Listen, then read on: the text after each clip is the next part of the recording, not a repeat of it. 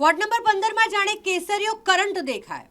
અહીં 800 કરતા પણ વધારે યુવાનો જે રસ્તા પર ઉતર્યા અને વિરોધીઓના શ્વાસ તેનાથી અદ્ધર થઈ ગયા। એક તરફ પ્રવેશબંધીના બેનર અને ત્યારબાદ યુવાનોનું જોશ કે જેણે સૌના મોઢા બંધ કરાવી દીધા। વોર્ડ નંબર 15 માં વિશાળ રેલીનું આયોજન અને આ રેલીમાં મોટી સંખ્યામાં લોકો જોડાયા। ચૂંટણીના જંગમાં સોશિયલ મીડિયા પર જે મેસેજ ફરતા હોય તેના કરતાં જનતા જે રસ્તા પર દેખાય, જે સૈલાબની જેમ જનતા ઉમટી પડી હતી, તે જ ખરેખર વાસ્તવિકતા અને પરિણામની દિશા તેનાથી સ્પષ્ટ થતી હોય છે। અને આવું જ કંઈક વોર્ડ નંબર 15ના વિસ્તારમાં દેખાયું કે જ્યાં યુવાનોનો સૈલાબ જાણે ઉમટી પડ્યો હોય તેમ કેસરિયા યાત્રામાં આખી જ આ ફેરણી પરિવર્તિત થઈ ગઈ।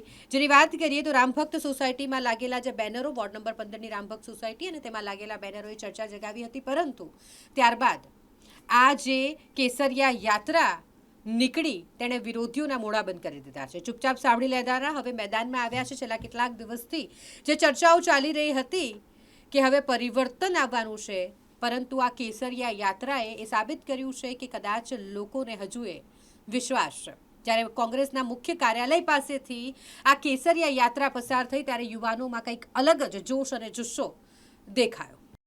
ભારતીય જનતા પાર્ટી વોર્ડ 15 દ્વારા કેસરિયા રેલી યુવાનો દ્વારા આયોજિત કરવામાં આવી।